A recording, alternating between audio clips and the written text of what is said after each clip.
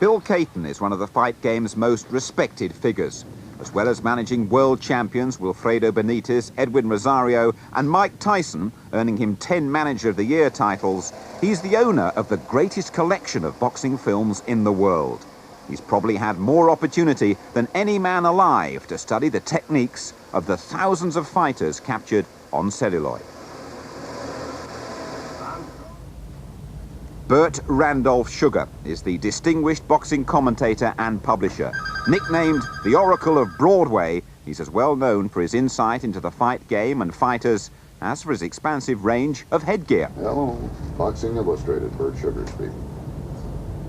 Yes, I'm working on that right now. He's the editor of the respected magazine Boxing Illustrated, and he's written a number of books, including his 100 Greatest Boxers of All Time. If Sugar and Cayton agree, few in the boxing world would be in a position to challenge the wisdom of their combined choice of the greatest fighter of all time.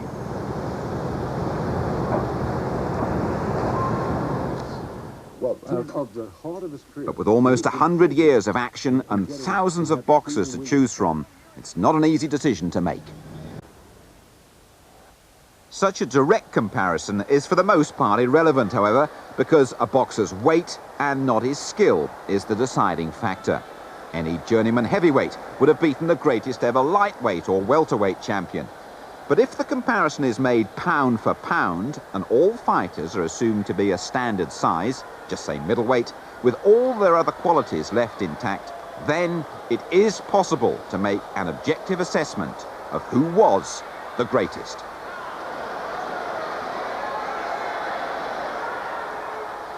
Using that concept, who would our two experts rank as the greatest pound-for-pound fighter of all time? Number 1, Walter Smith, better known as Sugar Ray Robinson. Right. Number 2, the man who started fighting as Melody Jackson, better known as Henry Armstrong. And number 3, Harry Greb. But if I had to put a fourth in, I'd put either Dempsey or Lewis. Neither the Manasseh Mauler nor the Brown Bomber make Bill Cayton's top 3, though he agrees with Sugar Ray Robinson and Henry Armstrong. His number 1 choice is a name conspicuously and deliberately absent from Bert Sugar's roll of honor.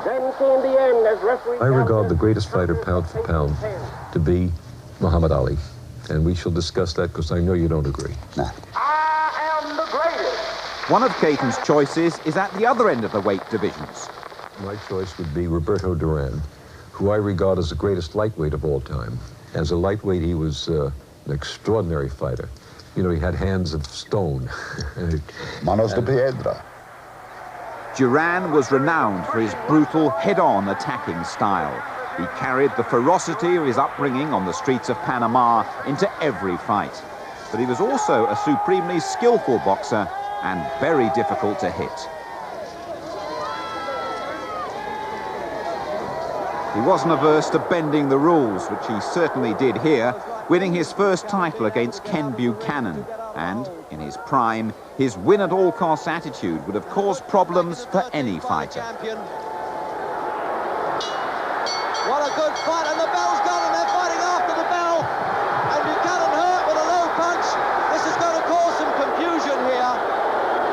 He came in with his head and he threw a low punch, what looked to me deliberately after the bell in the 13th, and I don't think that Buchanan is going to get up off the floor, but I don't think he can win this fight on a foul. I think the first thing you must understand about Roberto Duran at his prime is he wasn't human. People ask me what would have happened had Duran fought Julio Cesar Chavez. I figured if Chavez got into the second round after being hit low and thumbed, he'd probably bite off his ear.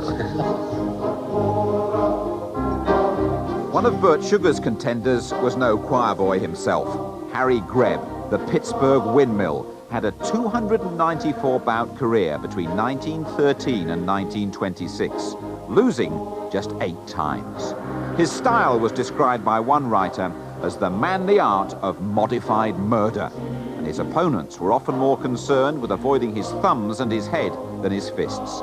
He fought some of the greatest battlers in ring history in the 3 weight divisions up to heavyweight, including Tommy Loughran, Tiger Flowers, Battling Levinsky and Gunboat Smith. His abuse of his opponents was matched only by the abuse of his own body, and his career in the ring was mirrored by a string of unofficial fights around the New York speakeasies. I talked to people who either saw him or fought him, and one of his biggest fans was named Billy Kahn, because he was out of Pittsburgh, and Billy was out of Pittsburgh. Billy swore this was the greatest thing that ever walked in the ring, and remember, he had seen Armstrong and he had seen Robinson. In 1922, Greb inflicted one of the worst beatings in ring history on Gene Tunney, here seen fighting Jack Dempsey. Greb was an incredible 32 pounds lighter than his opponent. It would prove to be the only defeat of Tunney's career. In 1926, Tunney carried Greb's coffin. He died following a routine operation, age 32. It was only then that doctors discovered the true measure of his courage. Harry Greb had fought much of his career completely blind in one eye.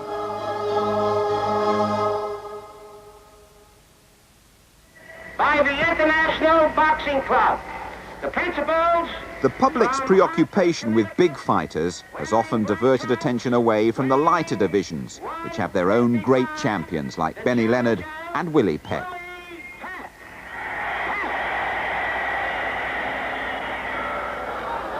Willie Pep may not be a name that every armchair fan knows, but to the boxing fraternity, he's a legendary figure.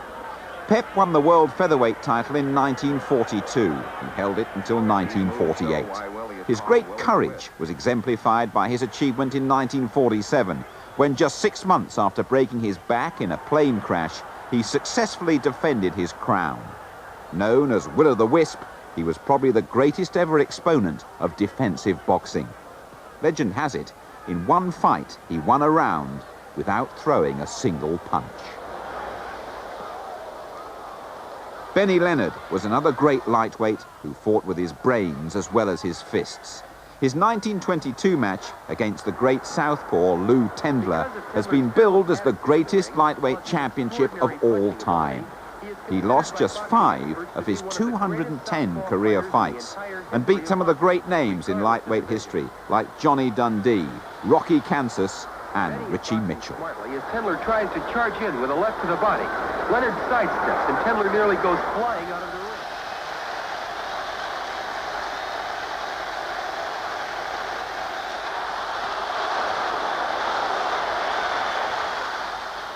And the smaller boxers can claim as their own the incredible fighter whose achievements will never be repeated.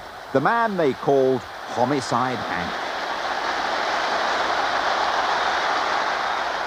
Bill, while we're sitting here talking about best pound for pound, one person who has always come to mind is Henry Armstrong. What a brilliant fighter he was. No question about it. A magnificent fighter. Probably the toughest fighter I've ever seen. Henry Armstrong was born Henry Jackson in 1912 on a plantation in Mississippi. Brought up in a large poor family in St. Louis, he came of age at the time of the Wall Street crash, and like Jack Dempsey, traveled and fought as a hobo on railroad boxcars. As the Great Depression took hold, Jackson headed for the land of dreams, the West Coast and Hollywood. He flitted between the professional and amateur ranks and tried to make the Olympic team for the 1932 Los Angeles Games, using the name of a friend, Harry Armstrong, to cover his professional status. One of the most exhausting. Failing to make the team, he turned pro in earnest as Henry Armstrong. His career got off to a less than auspicious start, losing 3 out of his first 4 fights.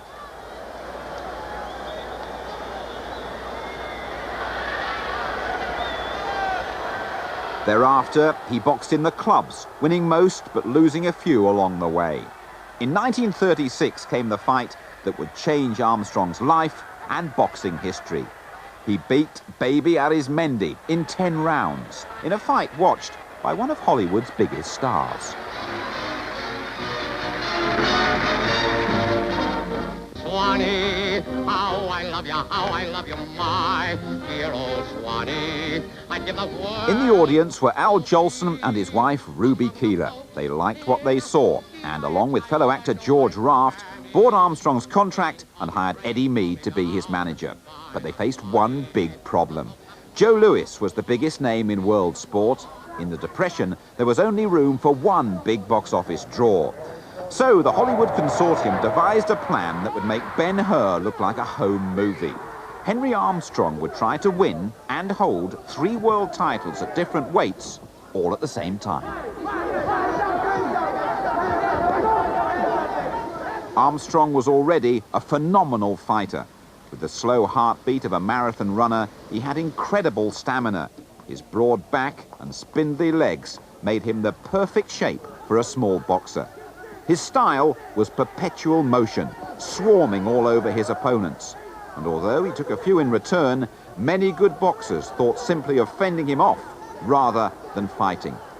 In 1937, Armstrong fought and won an incredible 27 times, or more than once every 2 weeks. Only one opponent lasted the distance. On October the 29th, Armstrong knocked out P.T. Saran to win the world featherweight title. Act 1 was over. The end of round 7. Just to make Act 2 a little harder, Armstrong decided to miss out the lightweight title and jump 2 divisions to welterweight.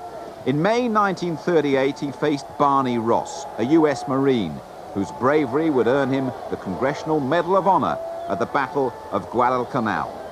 Despite weighing 13 pounds less than Ross, Armstrong inflicted a fierce beating in the first 10 rounds on a man who was himself recognized as one of the great fighters of his era. His corner kept Bob begging Barney to quit. He was taking such a beating. They said, "Barney, you can't win. Stop." He says, "No, I won't stop." He said, "I'll never talk to you again." Yes. He refused to have him stop the fight, even though he was hopelessly outclassed. Recognizing his opponent's courage, Armstrong virtually carried Ross through the last 5 rounds to spare him the indignity of a knockout. Despite this act of mercy, Ross was so badly battered, he retired from the ring. The world welterweight title was Armstrong's. Act 2 was over. Henry Armstrong makes ring history. Becomes the first fighter to hold both welterweight and featherweight titles at the same time. As with all great dramas, the final act saw the hero in his finest hour. Less than 3 months after the demolition of Ross, he'd shed the pounds and dropped back to lightweight to face Lou Ambers, the Herkimer Hurricane, for the world title. In a brutal 15-round battle, Armstrong spent the last 6 rounds swallowing his own blood for fear that the referee would stop the fight because of the damage to his face.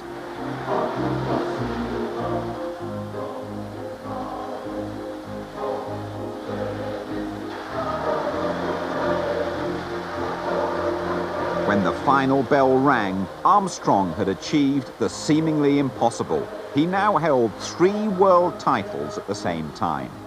With today's in-between weight divisions, that would translate to 6 titles, all undisputed.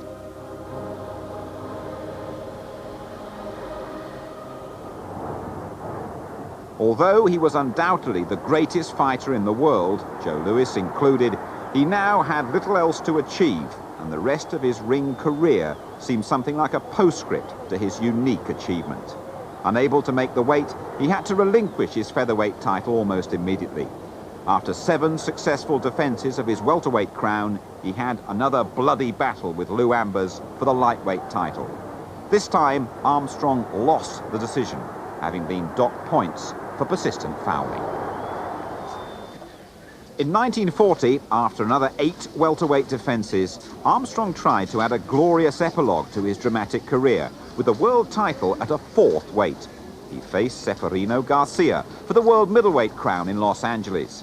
After 10 rounds in which Armstrong dominated the fight, it was declared a draw. Garcia retained his title. There was more than a little suspicion that Armstrong would have had to knock out Garcia to get that decision. Later that year, he faced Fritzy Zivich, a tough welterweight hailing from Pittsburgh. Armstrong lost a decision and his last title, and 3 months later was knocked out in the return. Although he fought on until 1945, that marked the end of Armstrong's love affair with world titles.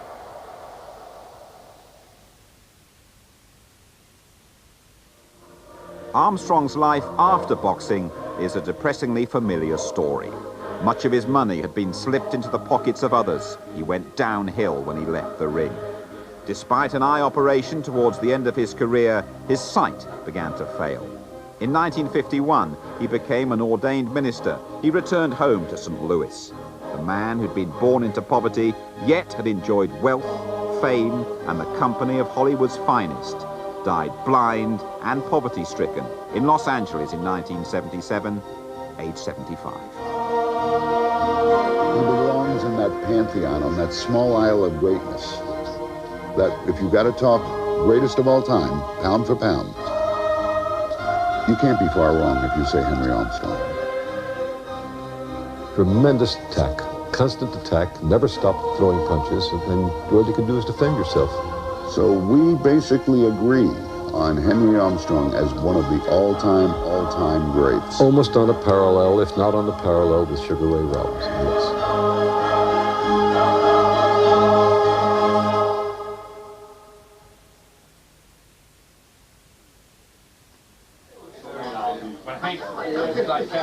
It was in New York City, the home of Runyon's Bar, that the man many agree to be the greatest boxer to have entered the ring began his professional career. We both agree that he is easily either the first or second of the greatest fighters, pound for pound, of all time. Well, before we go, you have to understand that even the very phrase, pound for pound, was coined for Sugar Ray Robinson. That's true. As with many famous fighters, Sugar Ray Robinson came into the world with a different name to the one he's remembered by. Walker Smith was born into the mean streets of Detroit in May 1921. During the Depression, when Walker was 11, the fatherless family moved to Harlem in New York. Despite his mother's disapproval, the young man, known as Smitty, began to box in amateur tournaments, although he was under the legal age of 16. When a fighter called Ray Robinson failed to pass a medical at one tournament, Walker Smith's trainer, George Gainford, used Robinson's name on a false license. The new Ray Robinson won that fight. He was unbeaten in his next 84. At one of those fights, a writer called Jack Case said to Gainford, "That's a sweet fighter you've got there." Gainford replied, "Yes, sweet as sugar."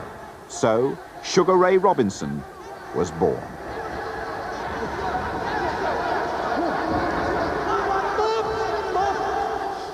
Robinson turned pro in 1940. He won his first 40 contests as a welterweight. In 1943, his first loss came at the hands of the Bronx Bull, Jake LaMotta, in a 10-round decision. He avenged that defeat just 21 days later. It would be 8.5 years and 91 fights before Sugar Ray Robinson would lose again.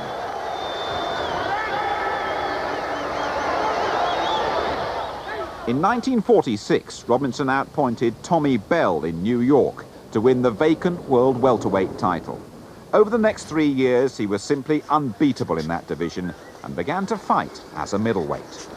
In an all-time classic meeting between two On great February the fighters. 14th, 1951, he faced his old enemy, Jake LaMotta, in Chicago for the undisputed middleweight crown, in a tremendous fight that would become known as the St. Valentine's Day Massacre. Backing Robinson against the ropes. He opens up. Now LaMotta really pours it on. Robinson getting hit from all angles, but the gallant welterweight champion can take it as well as give it. He takes everything LaMotta can throw, and then, showing why he's one of the greatest fighters of all time, comes back punching furiously. These are two great champions at their fighting best.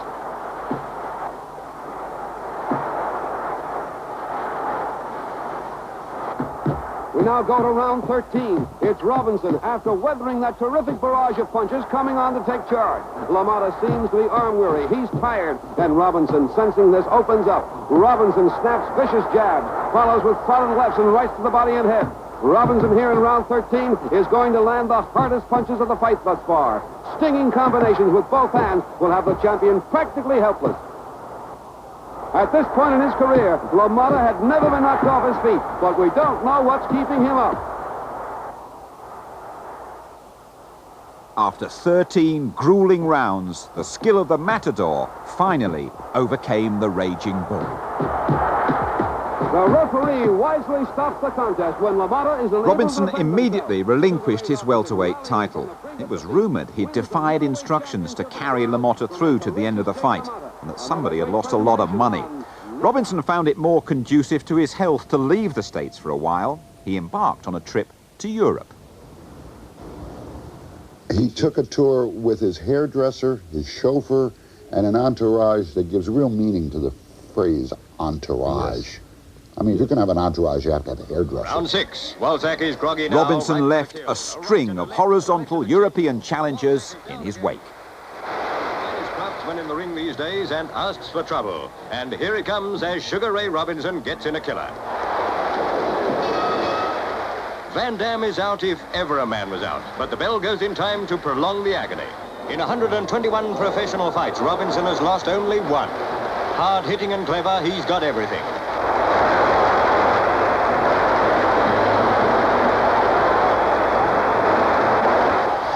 In London, things deviated from the script. The British fighter Randolph Turpin fought brilliantly to wrest the crown from Robinson's grasp. There's the bell ending the fight. The two men affectionately embrace after 15 hard-fought rounds.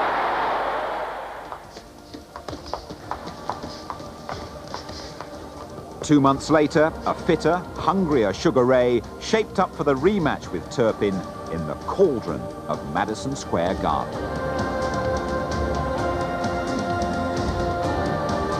In one of the great fights in the history of the sport, Turpin and Robinson went toe-to-toe for 10 rounds until Sugar Ray suffered what ringside commentator Don Dumphy described as a small cut running from his left eyebrow to his right knee.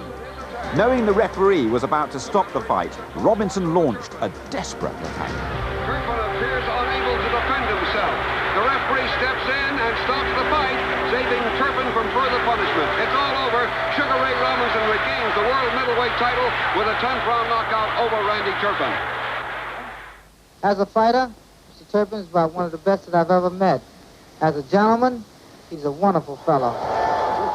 The next year, 1952, Robinson successfully defended his middleweight title twice against Bobo Olson and an aging but still great Rocky Graziano. He also fought Joey Maxim for the light heavyweight title, but collapsed with heat exhaustion in the 14th round, the only time he would fail to finish any of his 202 fights. In December of that year, he announced his retirement. He decided to go back to Europe, this time to enjoy a dancing career in Paris.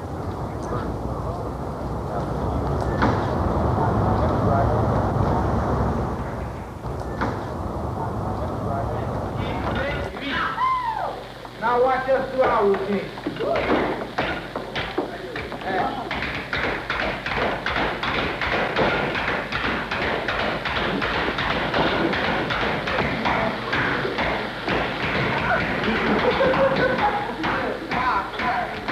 2 years later, in 1954, having tired of his new career and his dwindling bank balance, he announced his return to the ring, aged 33. In 1955, he faced Bobo Olson again for the world middleweight title. If Olson was hoping to find a ring-rusty Sugar Ray, he was to be disappointed.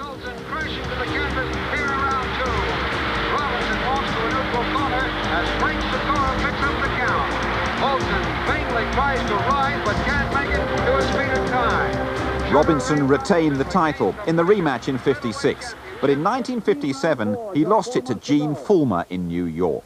4 months later, in Chicago, he took back his title with one of the most devastating punches in boxing history. The referee separates the two men.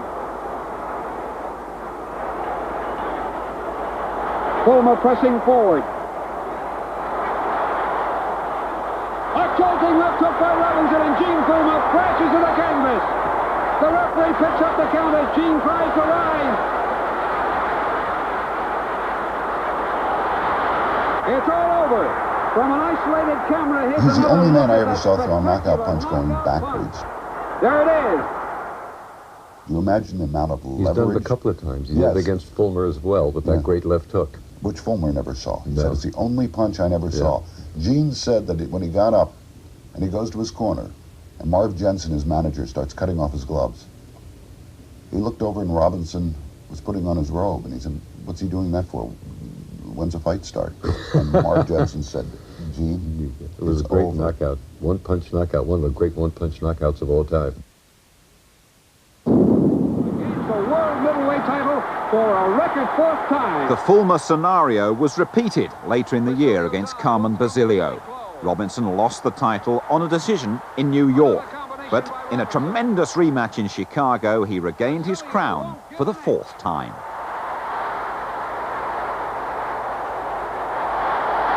Both fighters throwing haymakers. This is the best round of the fight.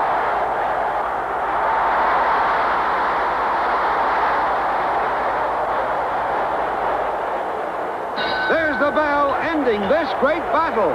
Minutes later, when the decision is announced, Ray Robinson is once again middleweight champion of the world.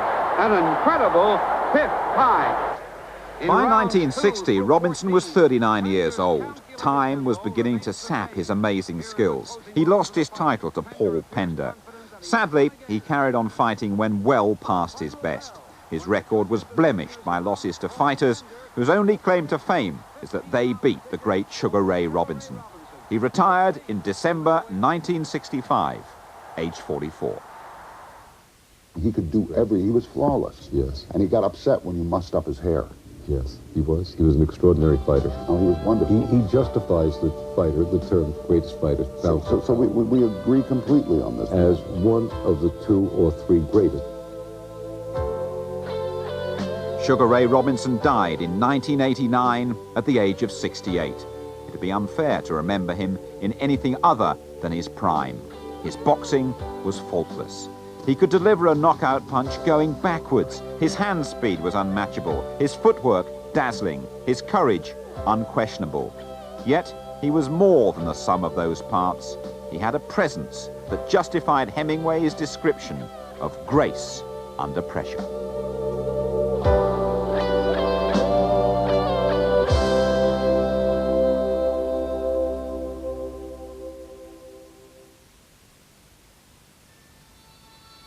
In the rich history of sport, one man stands alone as the most widely recognized and best-loved athlete of all time. While most would agree that Muhammad Ali is the greatest sportsman ever, there is disagreement on whether he was the greatest fighter, pound for pound.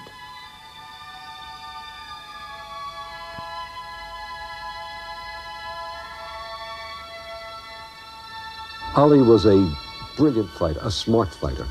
But in the ring, Muhammad Ali was an absolute genius. In terms of ring generalship, there's never been a fighter like him. I am the greatest. I'm a big fan of Muhammad Ali. But as a boxer, he suffers some things. Let me tell you that he held his hands wrong. He got away with it because of the speed. He pulled back his head wrong. Ali would pull straight back. You don't do that. You can get hit.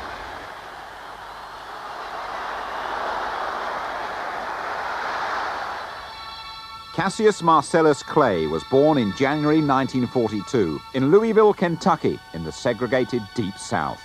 He took up boxing at age 12 when the patrolman, to whom he reported his bicycle stolen, persuaded him to go to the local gym for his recreation.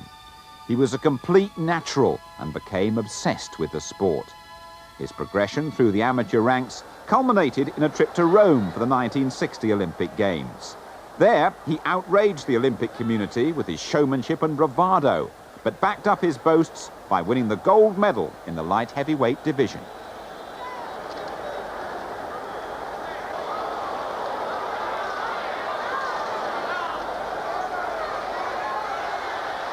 On his return to the States, he was greeted as a hero, but the starry-eyed 18-year-old was in for a rude awakening when he was refused service by whites in a restaurant and insulted by the very people he'd represented at the Olympics. He disposed of his medal in a nearby river, calling it phony gold. Clay had his first pro fight in 1960. In 1962 in Los Angeles, he faced his toughest opponent to date, Archie Moore. Moore was a vastly experienced fighter. He'd held the world light heavyweight title for 9 years. He'd knocked down Rocky Marciano in a heavyweight bout. But he was no match for Clay. A dynamite right sends Archie Moore crashing to the floor. Moore is up at the count of 6. A final devastating flurry, and Moore goes down for the 3rd time, automatically ending the fight. After suffering a scare in 1963 against Britain's Henry Cooper, when only the bell and a split in his glove gave him time to recover from a knockdown, Clay earned a world title shot against Sonny Liston. Liston was a formidable opponent. He looked as if he'd been specifically designed for the sole purpose of inflicting damage on other men. His physical presence was enhanced by an ability to inspire fear and doubt in his opponents before a punch was thrown. In 1962, he'd first scared, then beaten the living daylights out of Floyd Patterson. The only man in boxing blissfully unaware of his opponent's invincibility was the brash young hopeful who'd been dubbed the Louisville Lip. I predict that by the end of 1963, I will be the youngest heavyweight champion in history. And the only reason I won't be is because this fella, Sonny Liston, would be ducking and dodging me. I have fulfilled all of my prophecies. I'm up to date in all of my predictions. My train is running on schedule. So the only thing that would hold me back would be Sonny Liston, and I believe he's afraid of me. The media had never seen anything like the build-up to the fight, which was delayed due to an injury to Clay. Far from being frightened of Liston, the challenger was openly contemptuous of him, dubbing him the Big Ugly Bear. While this scene may have been staged, Clay's threatening visit to Liston's home at 3 o'clock one morning certainly wasn't. He was a TV reporter's dream. My New Year's revolution is to knock out that Big Ugly Bear, shake up the whole world in 1964, and talk no more. These represent dynamite. There he is. Now, would you please do us one favor and look right into the camera and wish Sonny Liston a very, very happy New Year? Yeah, I wish him a happy New Year because he's going to need happiness after I annihilate him because I'm going to beat him so bad, he's going to think he robbed the bank. I'm only bold and cocky before and after fight. Let me see you close your mouth and just keep it closed. Well, you know that's impossible. No, keep it closed. You know that's impossible. I'm the greatest. And I'm knocking out all bums. And if you get too small, I'll knock you out. Now close your mouth for let me see if you can leave it closed for 10 seconds. Well, that's impossible. You know that's impossible. On February the 25th, 1964, at the Miami Convention Center, the time for talking stopped. Clay was rated no better than an 8-to-1 underdog. No bets were being taken on Liston. Plan of battle is obvious from the start. The challenger will move to both sides, but primarily clockwise to avoid the champion's best punch, that left hook. From the start, Clay dictated the fight. Liston had never faced anyone remotely as quick. He was barely able to lay a glove on the challenger, who mounted frequent raids inside the bear's paws to deliver some stinging combinations.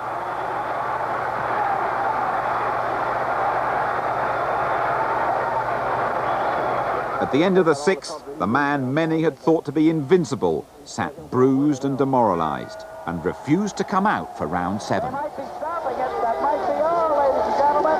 Get up there, Joe. Get up there. Get up in the ring. Less than 24 hours after the fight, inspired by the civil rights activists Malcolm X and Elijah Muhammad, Clay renounced Christianity and what he considered to be his slave name, and embraced the Islamic faith, changing his name briefly to Cassius X, then to Muhammad Ali. His refusal to conform to the role expected of him by the white establishment made him many powerful enemies. In May 1965, he faced Sonny Liston in a rematch made in hell. Many thought Ali had been lucky first time round. The fight lasted just 2 minutes. It was surrounded by controversy, with many claiming Liston took a dive.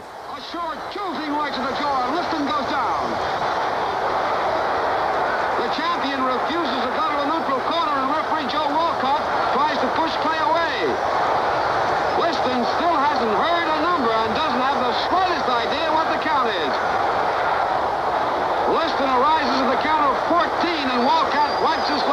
Every fighter that got in with Ali, if you asked him afterwards, what happened?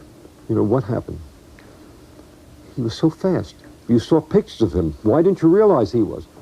Boy, it's so different when you're in the ring with him. I never dreamed he was as fast as he was. I heard this from 3 or 4 fighters who fought Ali, who could not believe, even though they had studied the films of his fights, in many cases which I had provided to them, they could not believe how fast he was when they actually faced him in the ring. Ali's next offense in Las Vegas had more political overtones. Floyd Patterson, a Roman Catholic, then the youngest ever heavyweight champion, insulted Ali, saying he wanted to bring the title back to America. Ali saw Patterson as a lackey of the white establishment. He labeled him the Great White Hope.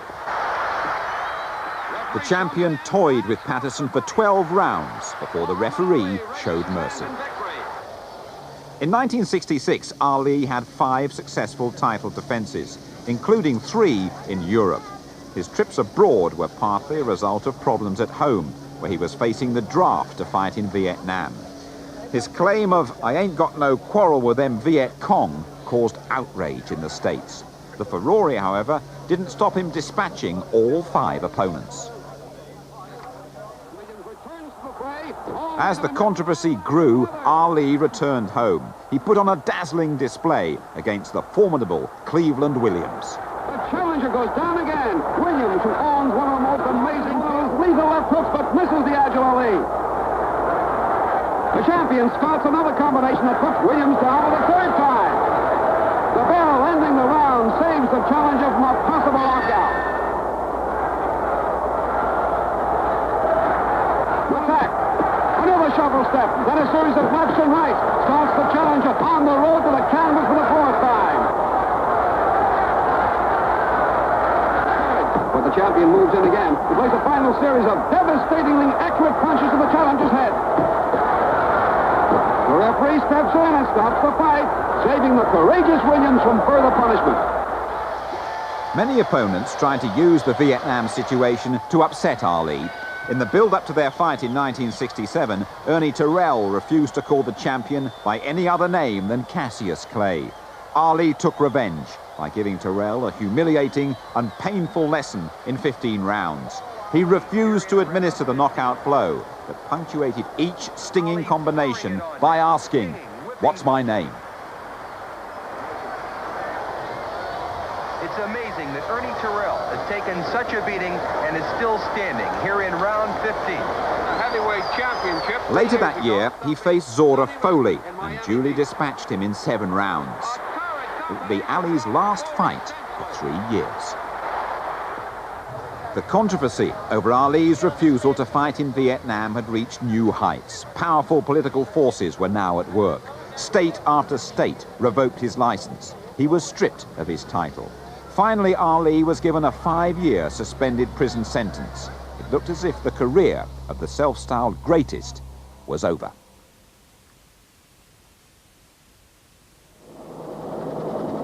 As the 60s drew to a close, American public opinion was beginning to swing against continued involvement in the war in Vietnam. It was in this changing atmosphere that boxing began to yearn for the great champion in exile, who'd remained true to his principles as a conscientious objector.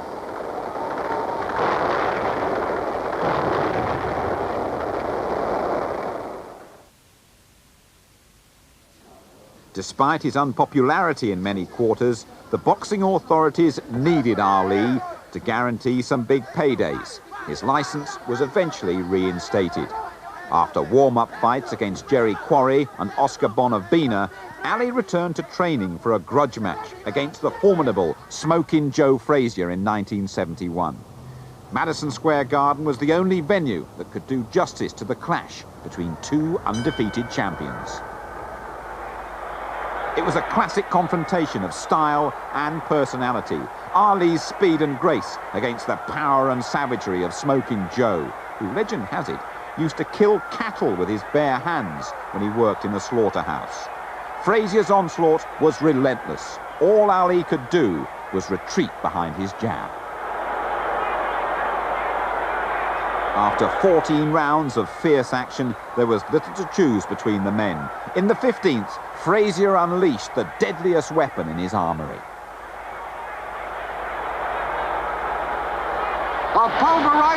took sends Ali to the canvas.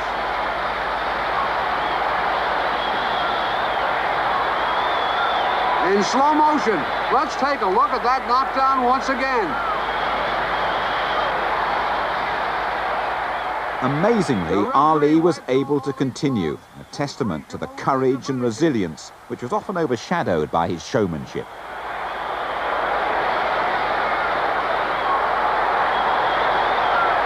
Champion Joe Frazier is trying desperately to score a knockout here in the 15th and final round, but Muhammad Ali simply won't give in to the constant punching champion, Joe Frazier. There's the bell ending the fight. When the decision comes, it's unanimous. Joe Frazier retains the decision heavyweight rightly went to Frazier. He had to spend the next week recovering in hospital. Many advised Ali to quit, but he refused to believe anyone other than he was the real champ.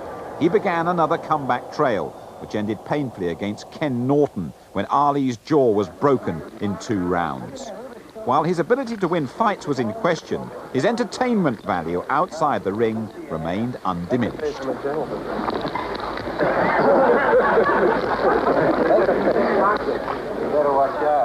Undeterred, Ali beat Norton in a rematch, then took revenge on Joe Frazier in New York.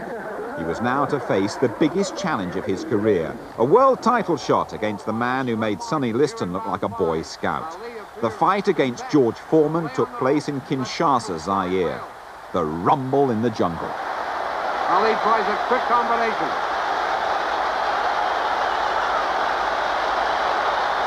Ali took a fearful beating from Foreman as he covered up on the ropes for most of each round, launching lightning counterattacks as his opponent began to tire.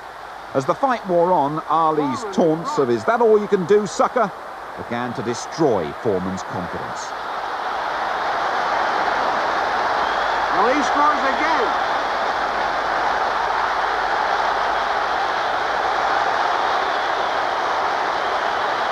Foreman misses a big left and Ali holds.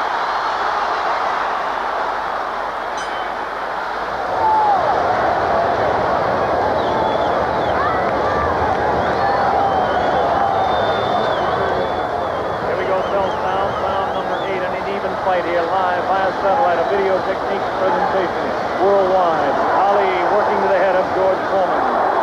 Ali scores again with a light left hand. That time a straight left, bounces the head back of Foreman. A quick short jab with the right hand, bounces the head around of Foreman. Foreman looking to deliver the real heavy blows. Now he's bouncing. Ali's rope-a-dope tactics worked. In the 8th round, with Foreman tiring rapidly, he seized his chance. Another sneaky right hand. This time he works over the shoulder of Foreman.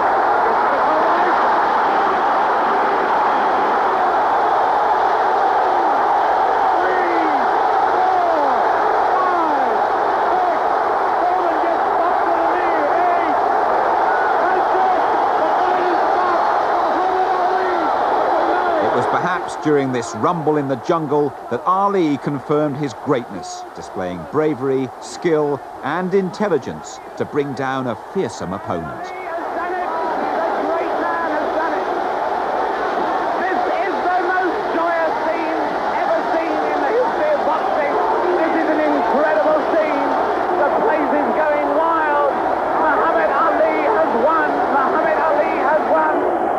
The next year, 1975, a confident Ali faced his old rival, Smoking Joe, in the Thriller in Manila.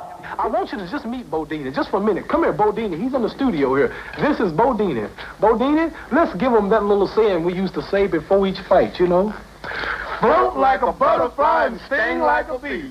Ah, rumble, young man, rumble. Ah. This is Joe Frazier fighting me.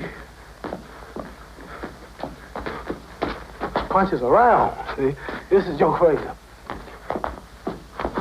He's trying to duck him. What he's doing, he's catching him, see? And a real boxer, this is nothing but a target for a man who can stay on his toes, who can stick him. Stay off range when he don't want to punch. When he's ready to punch, move in, stick. That's what you do a man like Joe Frazier, see? Back off of him, just keep boxing. There's nowhere in the world for a man that don't have no footwork to catch me. You're even welterweight. Keep your camera moving, because I'm kind of fast. Keep your camera moving. Lightweight's not this fast. Plus, I'm talking to him. I'm making him frustrated. Come on, chum. You're not no champ. Look at you. You're losing. You lost 3 rounds already. Come on now. I hit you 4 times. This world's a man. If Ali had been to the gates of hell and back against Foreman, against Frazier, he opened them and had a long look inside. At the end of the 10th, Ali wanted to quit, but his pride wouldn't let him. Frazier, too, displayed incredible courage. In the 14th, his eyes mere slits, his arms virtually hanging by his side, he marched forward into Ali's onslaught. The champion himself was standing up on willpower alone.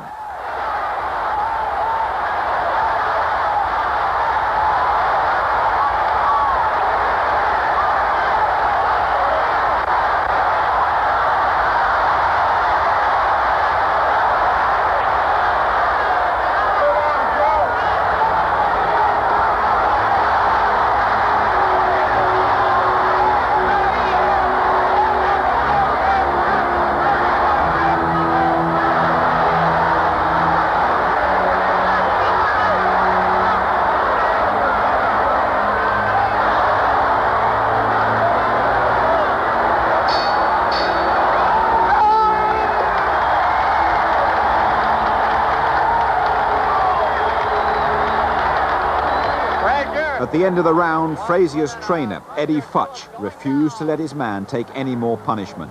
He asked the referee to stop the fight. I think it's going to be over.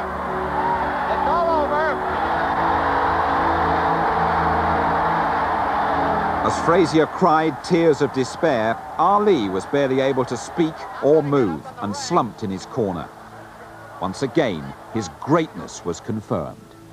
Because of this enormous skill, because of his reflexes, because he didn't have to fight like any other fighter. He could go back and slip punches. He did everything wrong, but with him it was right. I will put you, he was sui generis. He was singular. He was unique. He was Ali. Ali's career after the 3rd Frazier fight does little for his claim to be the greatest fighter of all time, despite winning the title for a record 3rd time against Leon Spinks. His humiliating defeats at the hands of Larry Holmes and Trevor Berbick were tragic, but he's still a mighty presence in world sport. His grace and charisma in and out of the ring have never been matched and never will be. Parkinson's disease and too many punches may have dulled his sparkling outward appearance, but to millions, he's still the greatest.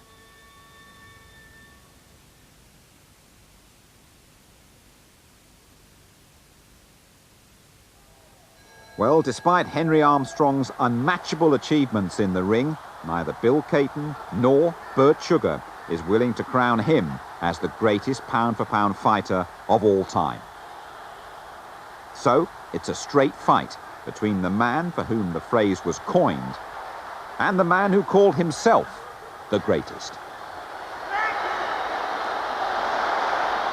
I believe that if Sugar Ray Robinson, with his great skills,